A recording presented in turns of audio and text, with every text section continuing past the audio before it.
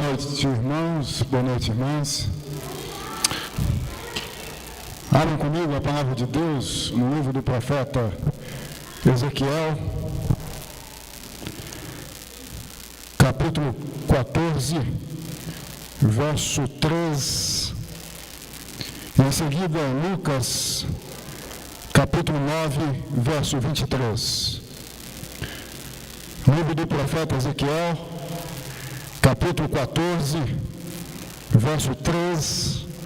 E em seguida, Lucas, Evangelho segundo Lucas, capítulo 9, verso 23.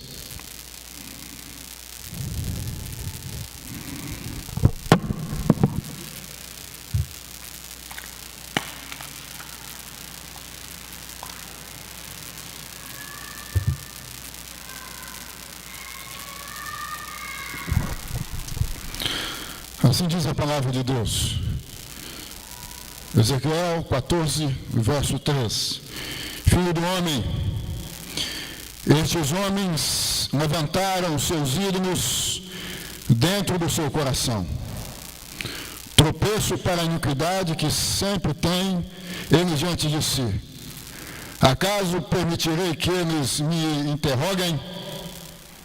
Lucas 9, verso 23. Dizia a todos: se alguém quer vir após mim, a si mesmo se negue, dia a dia, tome a sua cruz e siga-me, destruindo os ídolos do coração. Destruindo os ídolos do coração.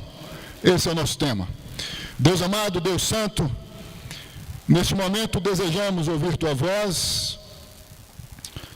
Tu sabes o quanto necessitamos ouvir-te, escutar-te, em função do que somos. É por meio da palavra do Senhor que somos instruídos, que somos ensinados. Assim sendo, nós pedimos que tu venhas, em nome de Jesus, ensinar-nos, que o Espírito Santo venha trazer palavras instrutivas a cada um de nós. Em nome de Jesus, nosso Deus Redentor. Amém e amém. Destruindo os ídolos do coração. João Calvino, no século XVI, em um dos seus comentários, ressaltou que a imaginação humana é uma perpétua fábrica de ídolos.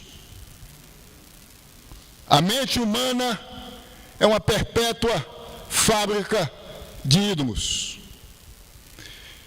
Acertadamente, Calvino ressaltou isto, já que acabamos de ler um texto veterotestamentário, o texto de Ezequiel, ou no livro do profeta Ezequiel, capítulo 14, verso 3, que destaca que é do coração, da subjetividade do homem, que os ídolos são edificados. É no coração, é na mente, é na subjetividade que os ídolos são guardados, mimados. O tema da nossa mensagem é destruindo os ídolos do coração. Nós já estamos cientes que cada um de nós possuímos uma condição de ser capaz de fabricar ídolos dos mais variados. Assim sendo, há uma necessidade de destruirmos tais ídolos, já que, vocês sabem, um ídolo significa ocupar um lugar de Deus em nossa vida. Seja qual for, tem a capacidade, o poder de ocupar o lugar de Deus em nossa vida. A pergunta que surge é: qual é o meu, qual é o seu, qual é o nosso ídolo? Ou quais são os nossos ídolos? O que tem ocupado o coração de Deus em minha vida, ou o que tem ocupado o lugar de Deus, melhor dizendo, em minha vida, em sua vida? O que tem posto Deus no canto da minha existência, no canto da sua existência? Quais são os nossos ídolos? Talvez o seu ídolo na condição de esposo seja sua esposa. Na condição de esposa seja o seu esposo. Na condição de pais sejam os filhos.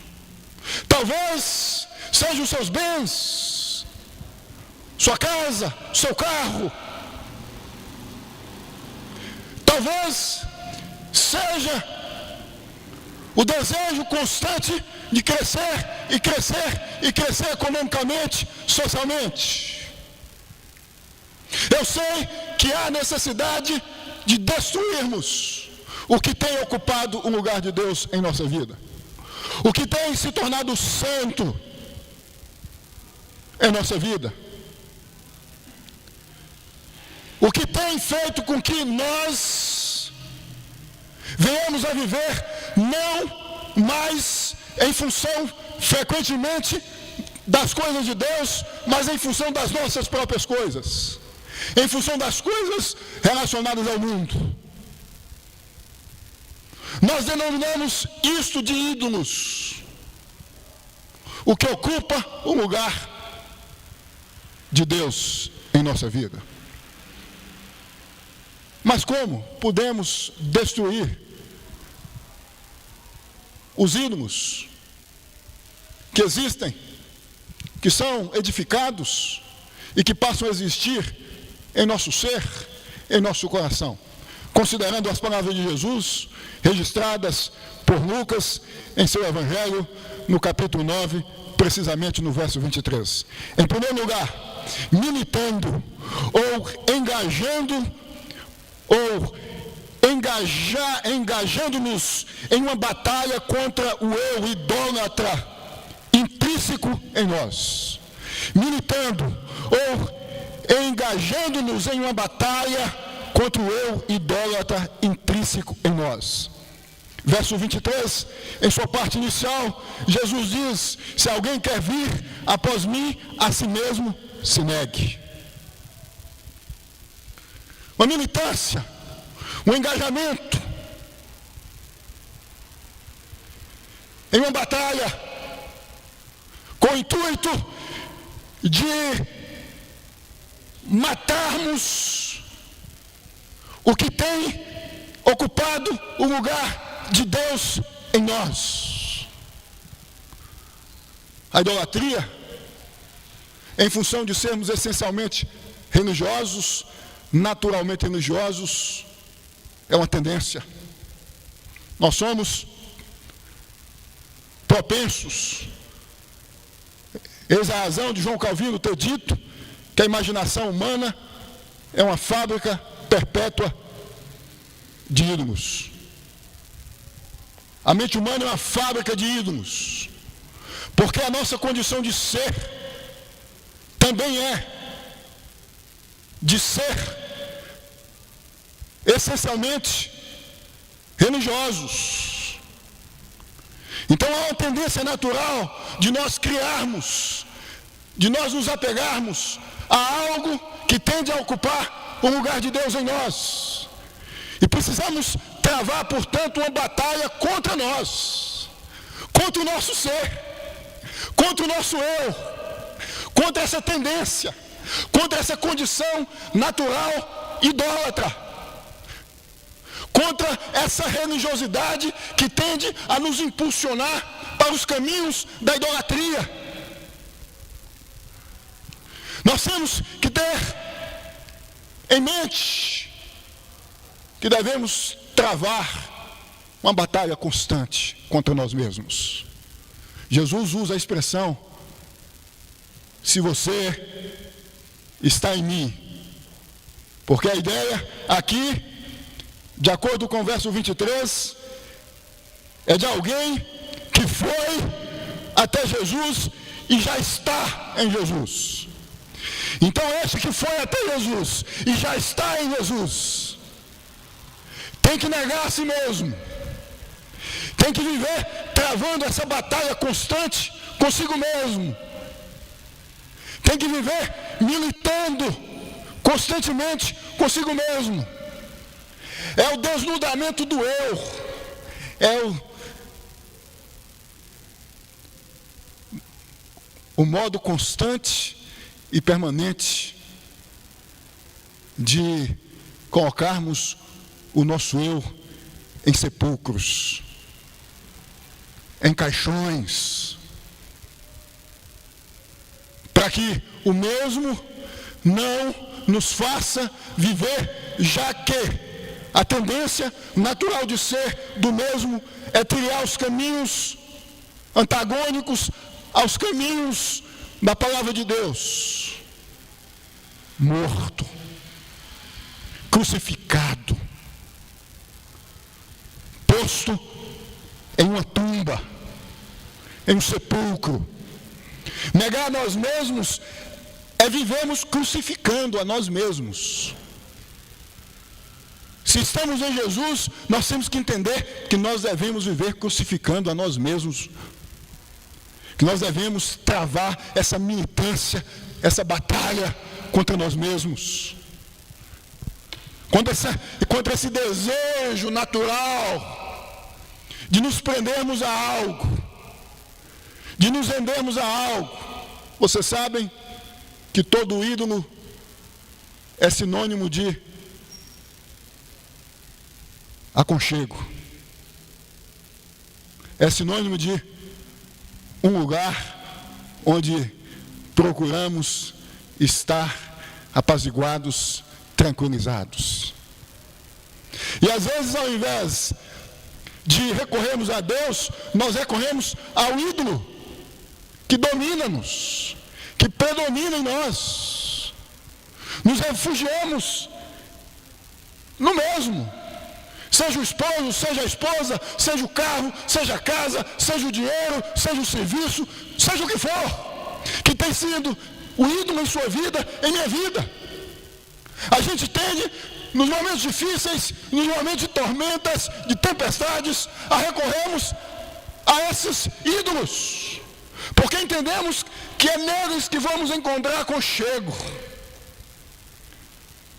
Notem que esse texto está cercado por dois eventos emblemáticos. O primeiro evento, a multiplicação dos pães, contexto próximo, anterior. O segundo evento, a transfiguração, contexto próximo, posterior. No evento da multiplicação dos pães, Jesus comunica a ideia de que devemos confiar em Deus, em se tratando das coisas que precisamos para permanecermos vivos, vitais à existência. Jesus, em outras palavras, quando multiplica os pães e os peixes, está dizendo: confiem em mim. Confiem em mim, no que diz respeito às questões materiais, no que diz respeito às questões físicas. Confiem em mim.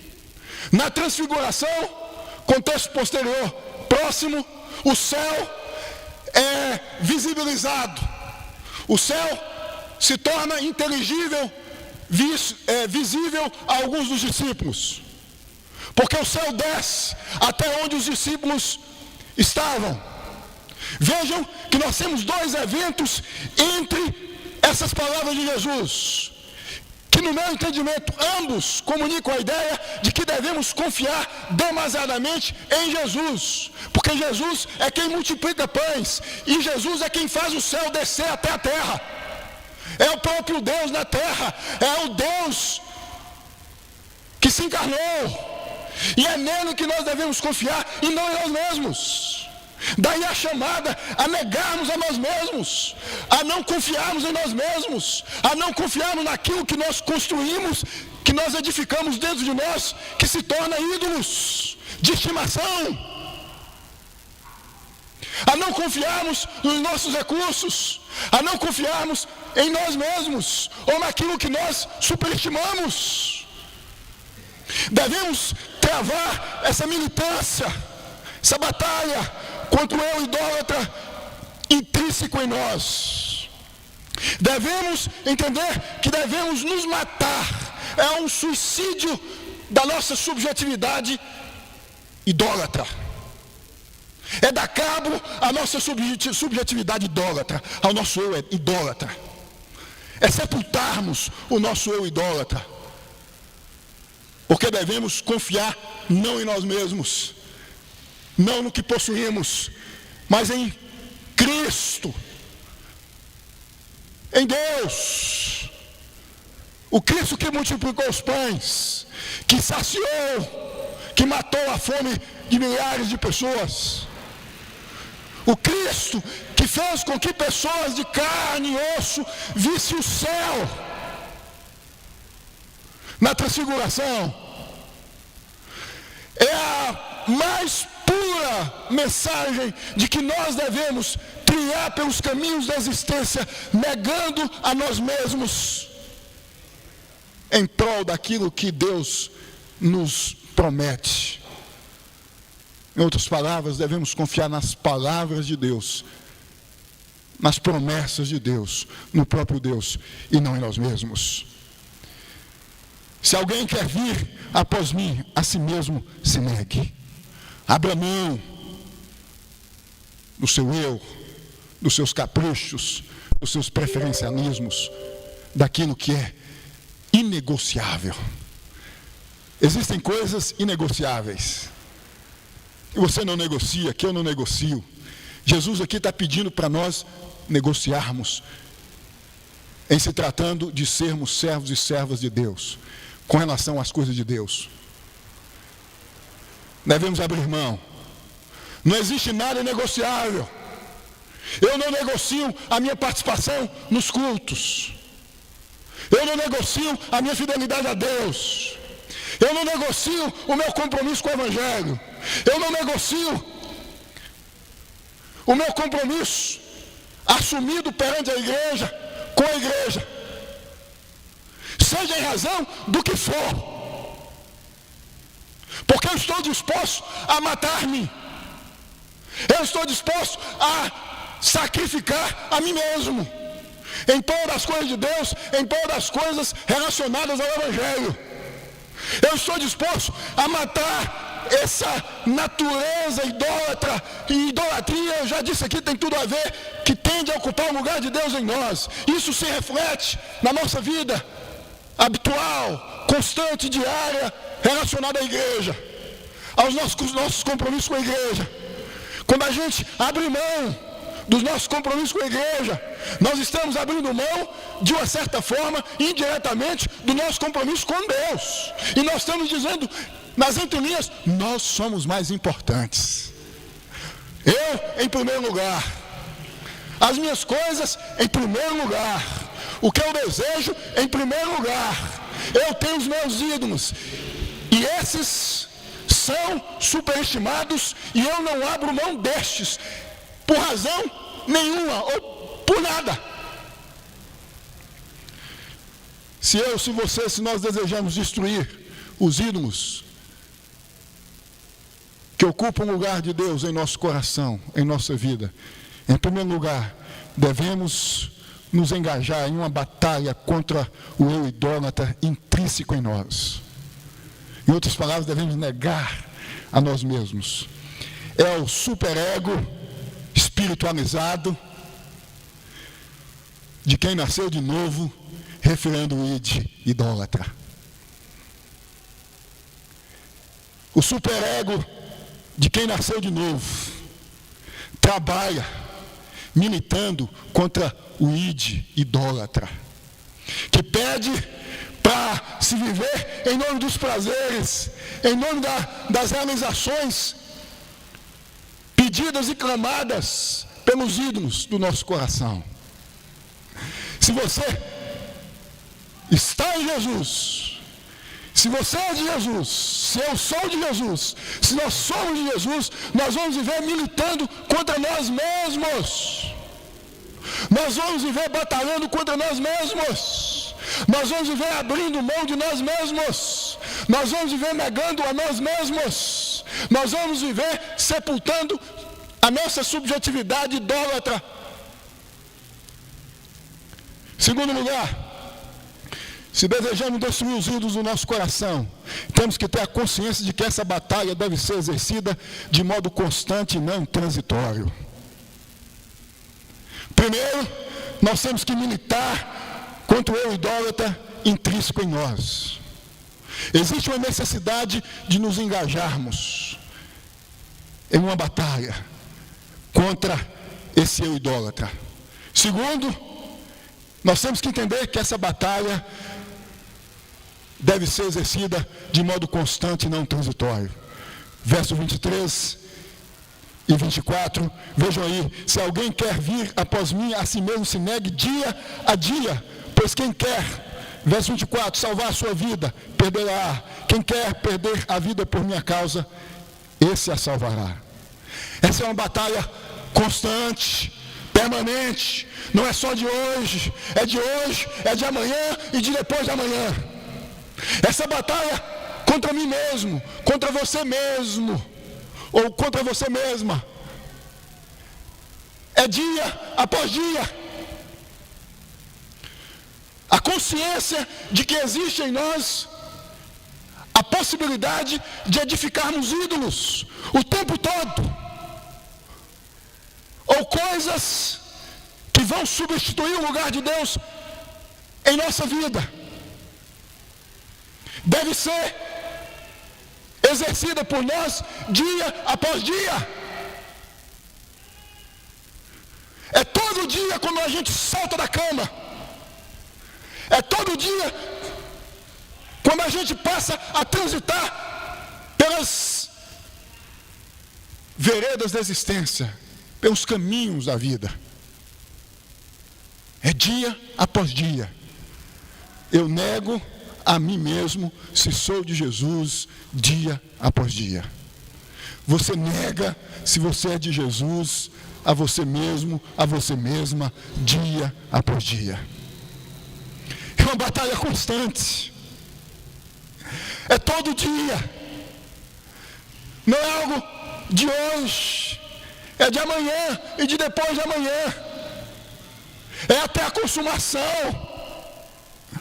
Nós ainda estamos na condição de descendentes de Adão, portanto na condição de pessoas que vão fabricar ídolos, e precisamos todos os dias abrirmos mão de tudo aquilo que tem a ver com o que pode ocupar um lugar de Deus em nós, isto é, um ídolo.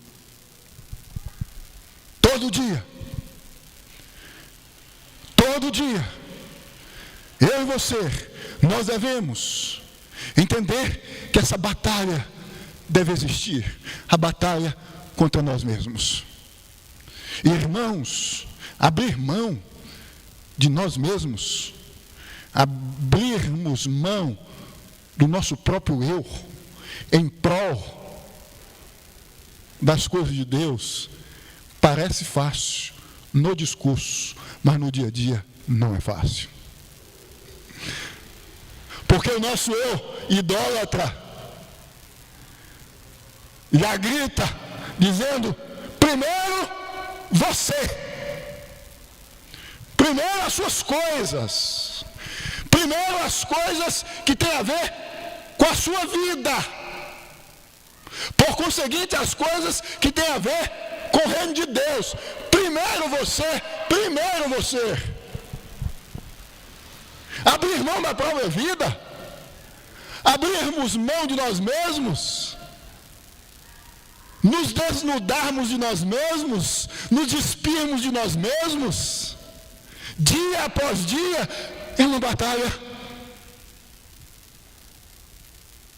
difícil, mas que deve ser exercida dia após dia, se desejamos destruir o que obstrui o que se torna um entrave, um percalço na nossa espiritualidade, no nosso relacionamento com Deus. Quantos e quantos de nós possuímos ídolos de estimação?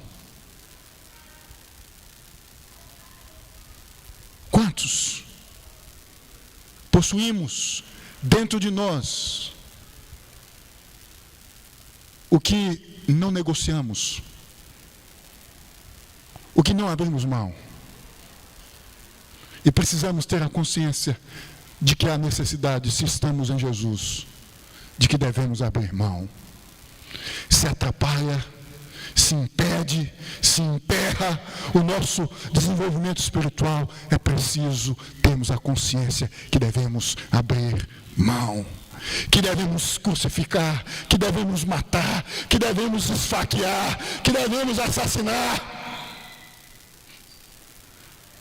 Nem que sangue, nem que dor. Perder a vida relacionada a essa vida, ao que é incompatível com as coisas de Deus, é ganhar uma vida incomparavelmente melhor do que essa. É o que Jesus está dizendo no verso 24. Dói abrirmos mão de nós mesmos. Dói. Mas é preciso, é necessário, porque nós mesmos nos tornamos os nossos entraves, ou os nossos próprios entraves, percalços, em se tratando da nossa comunhão com Deus. O problema, muitas vezes, não está no outro, nem no diabo, mas em nós. A varredura precisa ser feita em nós. A limpeza precisa ser feita em nós. A vassoura de Deus, da santificação, precisa passar pelo nosso coração, precisa passar pela nossa subjetividade.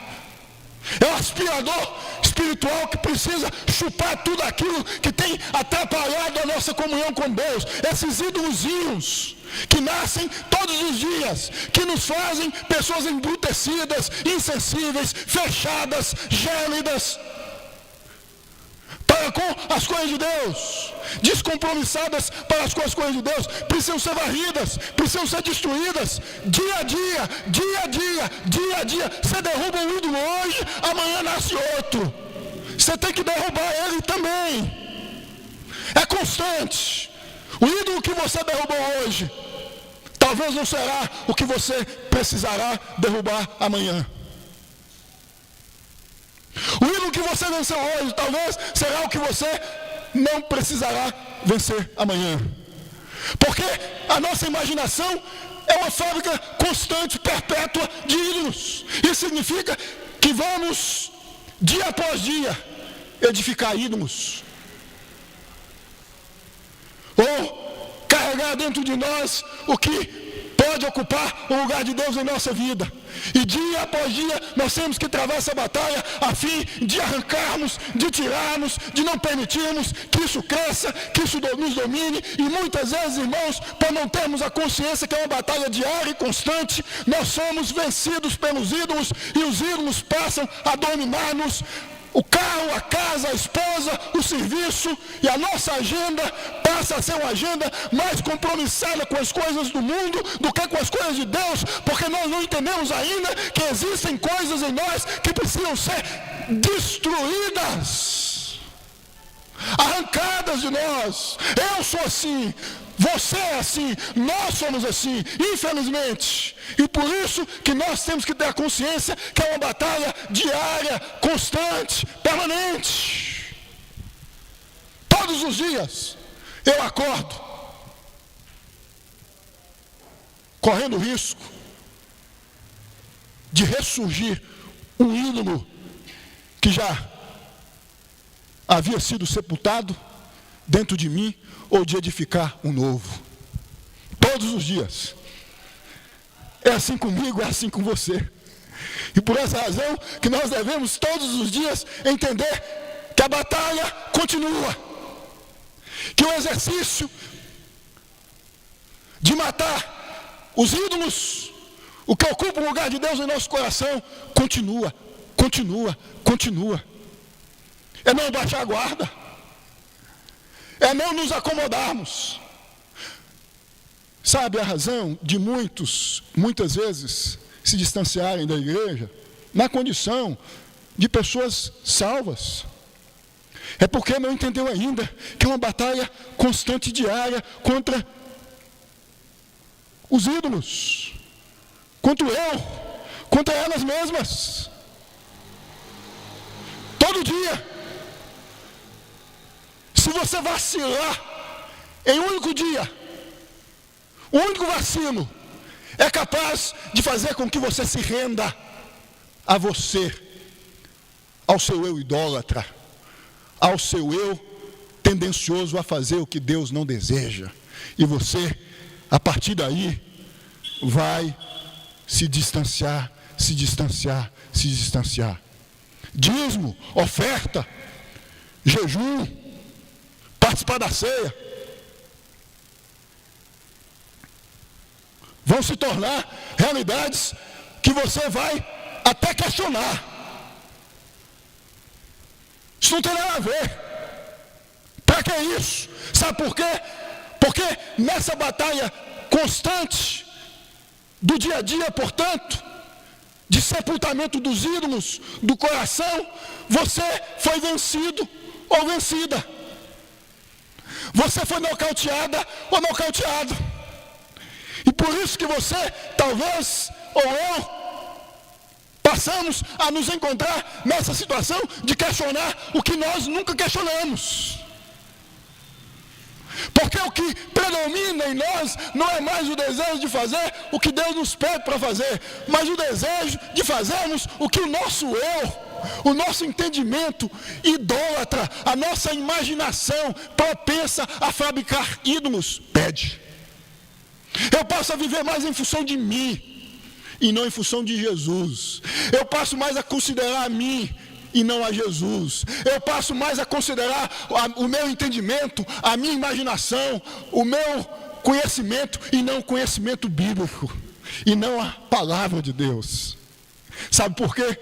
Porque eu passei a entender que a batalha não é diária, não é constante.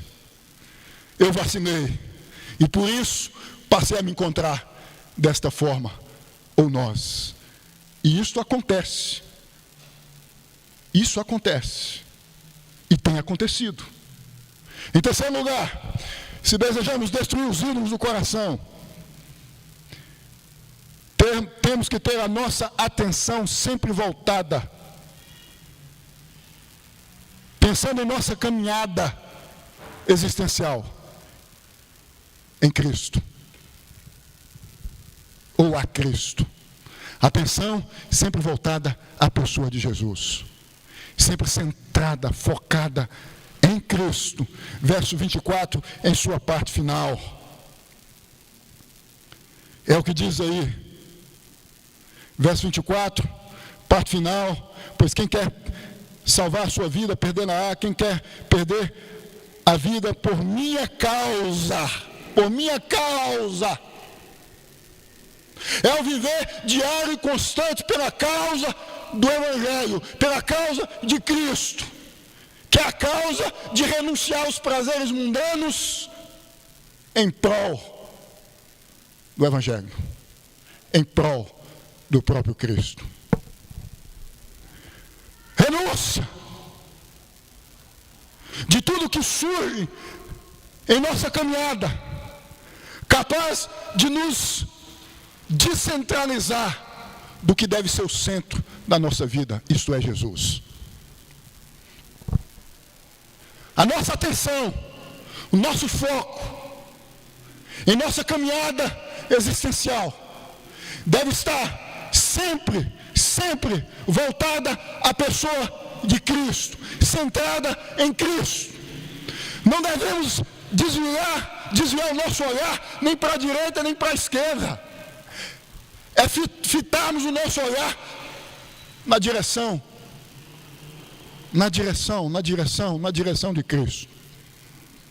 É termos isto especificamente, no que diz respeito à nossa vida, muito bem resolvido. Atenção voltada à pessoa de Jesus. Onde está a minha atenção? Onde está a sua atenção? Para onde eu tenho olhado? Para onde você tem olhado? O que chama a minha atenção? O que chama a sua atenção? As coisas que estão em minha volta, as coisas que estão em sua volta, ou a pessoa de Jesus? Quando você caminha, quando você anda, por onde você caminha, a sua atenção está em Jesus, ou está nas coisas que vão surgindo nessa caminhada, nesse caminhar existencial? Você se desvia, você se distrai. Existe algo que chama mais a sua atenção do que o Evangelho, que se torna mais lindo, mais belo, mais maravilhoso, mais estupendo do que o Evangelho, quando você pisa constantemente no palco da existência, todos os dias. Se isso estiver acontecendo, você não está vencendo o que você deve vencer. Você mesmo, você mesma. A atenção, em se tratando de você na vida, não deve, ou a sua atenção, em se tratando de você na vida, não deve estar em você, mas em Jesus. É Jesus o centro, é Jesus o foco, é Jesus o alvo, é Jesus o objetivo, é Jesus a pessoa que nós temos que confiar, porque Ele multiplica pães, Ele providencia o que nós necessitamos, Ele traz o alimento, Ele traz o sustento, Ele é quem nos acalma, Ele é quem nos apazigua, mesmo passando pelos desertos da existência. É somente Ele que pode trazer o céu à nossa alma, à nossa interioridade. É só Ele que pode trazer a transfiguração, a nossa subjetividade. É aquele instante que nós internamente percebemos a existência do céu, da realidade do céu. A transfiguração se torna internamente uma coisa factual, real, ou seja, o céu. Ele traz o céu até nós, Ele mostra o céu, Ele escancara o céu, Ele visibiliza o céu. Assim como Ele, na ausência de pães e peixes, multiplica pães e peixes, mesmo na ausência do nada, porque Ele é Deus. Deus tem a capacidade de multiplicar o que não existe em nossa vida. Vejam, porque Deus é onipotente, é o Todo-Poderoso. Ele não dá um, Ele dá dois, Ele dá três, não tendo-nos nada, de uma única vez. A confiança minha e sua, a nossa confiança, portanto, deve estar unicamente em Jesus. O nosso foco é a ideia da cristocentrização da nossa subjetividade, do nosso eu. É Cristo no centro do meu eu. É Ele que deve comandar, direcionar os meus passos, a minha caminhada. Em quarto e último lugar, se desejamos destruir os ídolos do coração, devemos ter a consciência de que na caminhada cristã, prazeres mundanos vão surgir, fazendo com que os ídolos do nosso coração sejam fortalecidos. Deste modo, devemos tomar a nossa cruz e seguir a Jesus. Isso significa abdicar de tudo que vem estimular a possibilidade de fortalecimento de qualquer ídolo residente em nosso coração. Verso 23. Vão existir coisas em nossa caminhada capazes de fazer com que os ídolos, ou o ídolo residente em nosso coração, seja fortificado, seja alimentado, e nós precisamos abrir mão disto. Em nossa caminhada vão existir tentações, potências de ídolos, ou coisas que podem potencializar ou fazer com que os ídolos mortos dentro de nós venham a ressurgir. Por isso que Jesus disse que nós devemos abdicar de nós mesmos o tempo todo e seguir fitados em Cristo, focados em Cristo. Vocês sabem que muitas vezes, quando passamos a conviver com muitas realidades relacionadas a esse mundo, que nos desvencilhamos indiretamente e paulatinamente das coisas relacionadas ao reino de Deus. É o que potencializa os ídolos. É o que potencializa o que pode ocupar o lugar de Deus em nossa vida. Os prazeres. Os prazeres. O que dá prazer. Que pode potencializar o que já está sepultado, o que já está morto, o que já foi vencido, o que já foi nocauteado. Então a gente tem que viver pisando em ovos. Ou como que em cascas de ovos. A gente tem que viver com cuidado extremo, porque nós somos suscetíveis a permitirmos que coisas venham ocupar em função do que a vida, do que o mundo nos apresenta, um lugar de Deus em nós. Nessa caminhada vão surgir realidades capazes de potencializar os ídolos. Realidades capazes de fazer com que ídolos sejam edificados dentro de nós. Quantos jovens desviados, quantas pessoas desviadas, porque em algum momento alguma coisa surgiu que potencializou uma realidade que passou a ocupar o lugar de Deus em sua vida. E Deus se tornou menos. E Deus foi para o canto da sua existência. Não vigiou, não se cuidou. Nessa caminhada, nós temos que viver vigiando o tempo todo. Porque prazeres relacionados aos carnavais da existência vão surgir o tempo todo. E se nós nos descuidarmos, tais prazeres vão fazer com que coisas que vão ocupar o lugar de Deus em nós sejam ressuscitadas. Eu concluo destacando o que o verso 25 destaca, que aproveita o homem ganhar o mundo inteiro, se vier a perder-se ou a causar dano a si mesmo. Que adianta as realizações? Que adianta não abrir mão do eu?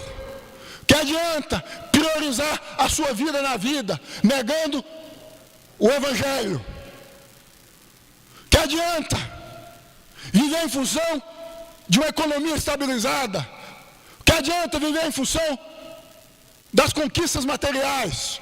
Que adianta viver em função do status social? Que adianta viver em função de tudo aquilo que o mundo superestima e perder a si mesmo e perder a sua essência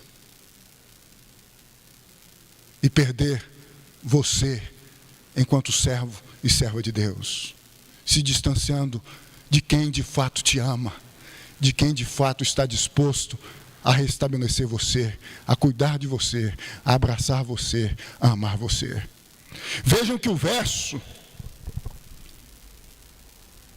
24 e 25 traz a ideia de um dano ou de uma perda considerável. Perder a mim ou gerar um dano a mim, que na verdade não é um dano, já que eu sou servo de Deus, Mas um dano na perspectiva humana, mundana, é considerável, já que é um dano que vai proporcionar para nós um relacionamento mais saudável, mais significativo com Deus. Que Deus nos abençoe e que Deus faça com que venhamos a entender que de fato existem ídolos em nosso coração que precisam ser destruídos. Que nós precisamos sacrificar, matar, crucificar a nós mesmos o tempo todo, se desejamos viver agradando a Deus nessa vida. Deus amado, Deus santo, nós te exaltamos porque entendemos que tu és perfeito, que tu és santo. Porque entendemos que dependemos do Senhor, que necessitamos do Senhor. Ainda na condição de descendentes de Adão, somos sim capazes de edificar ídolos dos mais variados, ou realidades que vão substituir o Senhor, que vão ocupar o lugar do Senhor em nossa vida. E quantas vezes, Deus, isso se torna perceptível, notável, visível, evidente em nós. Quantas vezes nós mesmos nos pegamos dizendo a nós mesmos: ei, estamos distantes, precisamos retomar. E isso porque não entendemos ainda que existem coisas em nossa subjetividade